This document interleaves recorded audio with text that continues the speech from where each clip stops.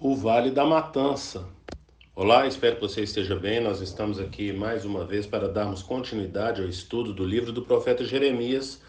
Hoje, Jeremias capítulo 19, mas antes é necessário que eu faça três pedidos. E o primeiro pedido é para que você não apenas curta, mas compartilhe esse estudo com outras pessoas, para que outras pessoas venham ser abençoadas. O segundo pedido é para que você adquira a Bíblia 365. Chegou o ano novo, chegou o ano 2024, portanto, é a oportunidade que você tem de se comprometer a ler a Bíblia toda em um ano. Aceite esse desafio, porque certamente isso será bênção na sua vida. E a Bíblia 365 pode te ajudar, porque nela você vai ler um trecho do Antigo Testamento, um trecho do Novo Testamento, um trecho de Salmos e um trecho de Provérbios. Aceite o desafio, que certamente você será abençoado. E o terceiro pedido é para que você venha participar de pelo menos um dos estudos que nós disponibilizamos ali na igreja. Portanto, na descrição desse estudo no YouTube ou então na nossa página no Instagram, você pode conferir os dias, horários e temas de cada estudo. Venha participar, porque certamente você vai adquirir conhecimento, mais conhecimento do Senhor. E depois desses pedidos, vamos para Jeremias capítulo 19. Eu quero ler do versículo 1 até o versículo 6, que diz assim: Assim diz o Senhor: vá comprar um vaso de barro de um oleiro. Leve com você alguns líderes do povo e alguns sacerdotes, e vá em direção ao vale de Ben-Hinom, perto da entrada da porta dos cacos. Proclame ali as palavras que eu lhe disser. Diga: ouçam a palavra do Senhor, reis de Judá e habitantes de Jerusalém. Assim diz o Senhor dos exércitos, Deus de Israel: sobre este lugar trarei desgraça, tal que fará refinir os ouvidos daqueles que ouvirem isso. Retinirem, desculpa. Tal fará retinir os ouvidos daqueles que ouvirem isso, porque eles me abandonaram e profanaram esse lugar, oferecendo sacrifícios a deuses estranhos que nem eles, nem seus antepassados, nem os reis de Judá conheceram, e encheram este lugar com o sangue de inocentes. Constituíram nos montes os altares dedicados a Baal para queimarem os seus filhos como holocaustos oferecidos a Baal, coisa que não ordenei, da qual nunca falei, nem jamais me veio à mente. Por isso, certamente, vêm os dias, declara o Senhor, em que não mais chamarão este lugar Tofete ou Vale de Ben-Hinom, mas Vale da Matança. Portanto, eu quero começar esse texto falando o motivo pelo qual o Senhor pede para Jeremias ir ali em direção a Ben-Hinom, ali à porta dos cacos. E para isso eu quero ler aqui um trechinho do livro do comentário Jeremias, introdução e comentário do Harrison, e ele fala assim, com relação à ida desse pessoal para essa porta. Um jarro que se deformasse enquanto estava na roda do oleiro poderia ser reaproveitado, mas depois de seco era impossível usá-lo, só prestava para ser quebrado. A botija simboliza a dureza espiritual total a que Judá tinha chegado, e quebrando-a na presença dos cidadãos mais velhos e dos sacerdotes, o profeta estava indicando o julgamento vindouro. E a porta do oleiro, que leva para o vale, talvez fosse o lugar em que se jogava cerâmica quebrada. Portanto, o que isso simboliza, porque talvez não tenha ficado claro, é exatamente isso. No estudo de ontem, nós vimos ali o Senhor falando para o profeta Jeremias ir à casa do oleiro. Agora ele está mostrando o resultado do vaso feito, depois então que ele seca, o que acontece com esse vaso se ele tiver algum defeito, se ele tiver com algum erro. Ele só serve para ser quebrado.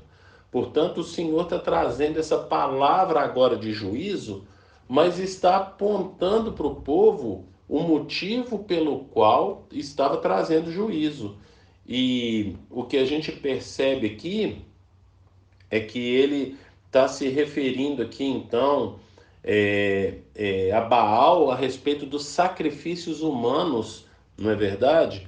E a gente sabe que, na verdade, a divindade que exigia sacrifícios humanos era o Moloque, mas ali nesse vale era onde acontecia então esses sacrifícios.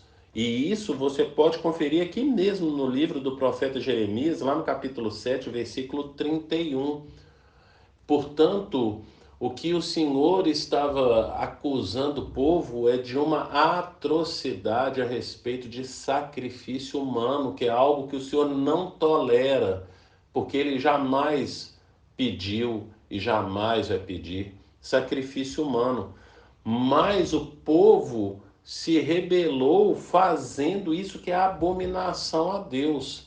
Dentre vários pecados, o primeiro é o abandono do Senhor, mas você percebe a corrupção do povo fazendo algo que o Senhor nunca ordenou. Eles não tinham base nenhuma para falar que esse sacrifício era exigido pelo Senhor.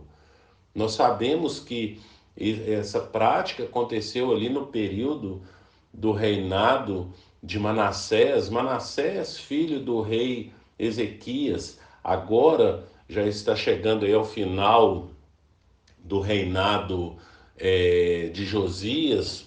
Provavelmente já acabou o reinado de Josias. Josias, que era neto de Manassés, e que foi abolindo essa prática. Portanto, o povo não praticava mais essa abominação, mas também não se arrependia do seu pecado. Portanto, o Senhor traz essa palavra de juízo para um povo que ele está falando assim: olha, vocês já não estão mais moldados nas mãos do oleiro. Vocês já não, vocês já foram, vocês já secaram. Portanto, o Senhor traz essa palavra de juízo. E eu preciso lembrar que, como disse Edmund Burke, o povo que não conhece a sua história está fadado a repeti-la. Portanto, se nós não conhecermos a nossa história, nós vamos repetir da mesma forma. E aqui vem então, como falamos no estudo de ontem, a respeito de que o problema do povo era que eles não se atentaram para Deuteronômio capítulo 28 ou então Levítico 26. Os dois textos vão trazer bênçãos e maldições. O texto de Levítico um pouco mais curto do que o de Deuteronômio. Deuteronômio é um texto mais completo ali, Deuteronômio 28.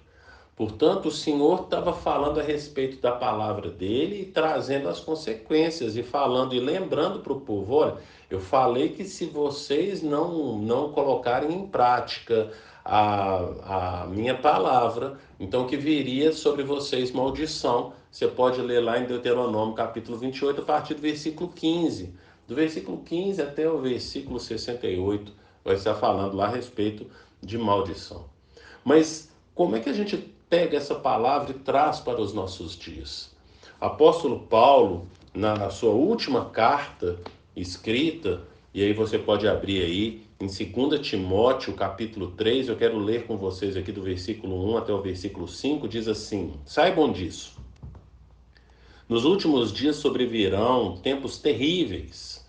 Os homens serão egoístas, avarentos, presunçosos, arrogantes, blasfemos, desobedientes aos pais, ingratos, ímpios, sem amor pela família, irreconciliáveis, caluniadores, sem domínio próprio, cruéis, inimigos do bem, traidores, precipitados, soberbos, mais amantes dos prazeres do que amigo de Deus, tendo aparência de piedade, mas enganando o seu poder.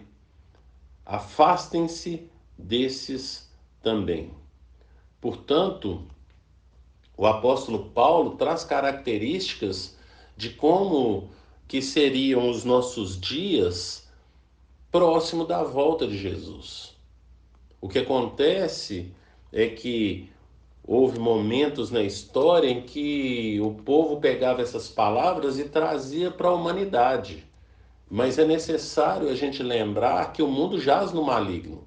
O mundo vai cometer esse tipo de comportamento mesmo. A gente precisa olhar para o povo de Deus, porque do povo de Deus se espera algo diferente. Afinal de contas, o povo de Deus teve a mente transformada e por isso, porque teve a mente transformada, teve também as suas atitudes transformadas. E o que o apóstolo Paulo está falando é a respeito de como seriam terríveis esses últimos dias no meio do povo de Deus.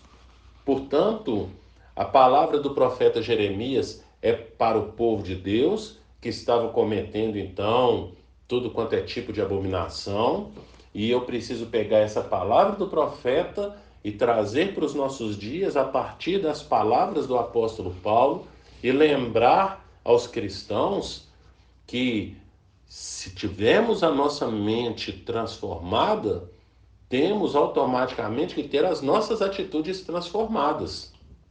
E vemos aqui agora, então, em 2 Timóteo capítulo 3, algumas características, algumas atitudes desses que se dizem povo de Deus.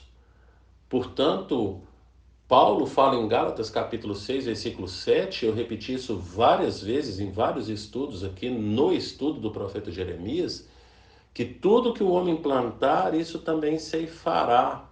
Portanto, o momento agora é de fazermos uma autoanálise. Primeiro, analisarmos a nossa vida, eu analisando a minha vida, você analisando a sua vida e pedindo para Deus nos ajudar a nos examinarmos para ver se há em nós algum caminho mau. Se houver algum caminho mau, ainda há tempo para nos arrependermos e nos convertermos. Depois de fazermos essa autoanálise, precisamos fazer uma análise do povo de Deus. Como tem andado o povo de Deus?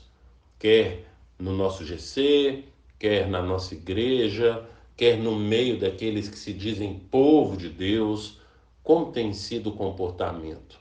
Temos buscado agradar o Senhor?